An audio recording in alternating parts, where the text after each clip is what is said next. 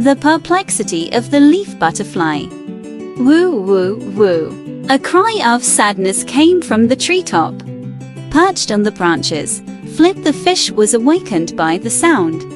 He rubbed his eyes and asked, "Who's crying so sadly?" "It's me, leaf butterfly." Flip followed the voice and looked up. The entire tree was covered in yellow-green leaves, with dry leaves falling in the wind. A single dried leaf fell in front of him and said, "I am the leaf butterfly. Why are you still looking up at the treetop?" Flip was so startled that he nearly fell out of the tree. "Don't be scared. I was resting on the treetop, and I was bitten by something I don't know. My wings were almost bitten off, and they still hurt now," Leaf Butterfly explained, gently touching her injured wings. Flip the fish noticed that Leaf Butterfly resembled a dried leaf, so he curiously said, "You're amazing. You've camouflaged yourself to look like a withered leaf. I couldn't even recognize you. Your ability to mimic is even more incredible than a chameleon's." Blushing, Leaf Butterfly replied, "Actually, there are much more advanced forms of mimicry. For example, the skeleton moth uses ventriloquism to imitate the sound of a queen bee laying eggs, tricking the bees into providing it with delicious honey. Yes, rattlesnakes use the vibrations of their tails to lure small animals. And then there's the chameleon salmon, which we call the king of the river. When they rest, their backs are blue, and their bellies are white, but when they enter the river, they turn black."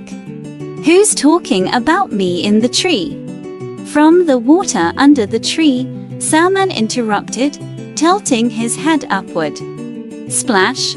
Flip the fish jumped into the water, saying, "Old friend, how couldn't you recognize me?" "Ha ha, I knew it was you long ago," Salmon replied with a laugh.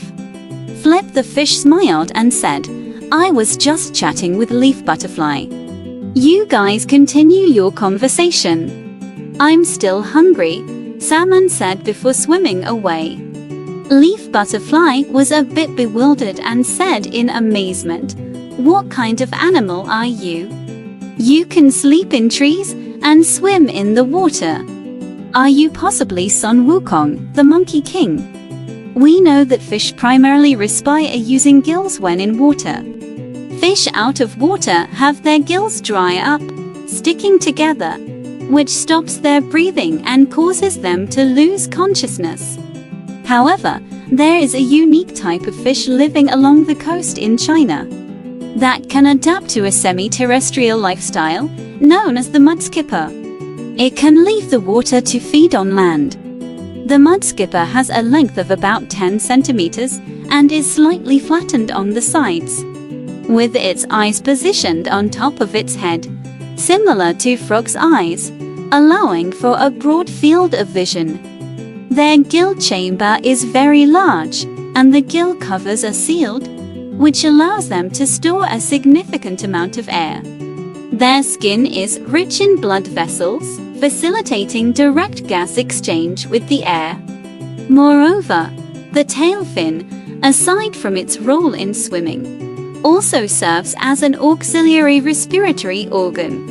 These unique physiological features allow mudskippers to leave the water and live in the air for extended periods.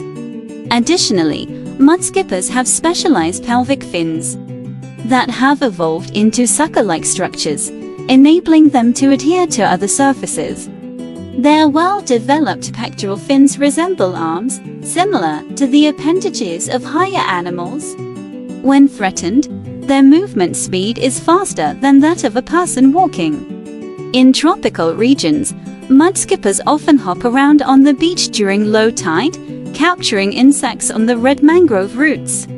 This is why they are known as tree-climbing fish.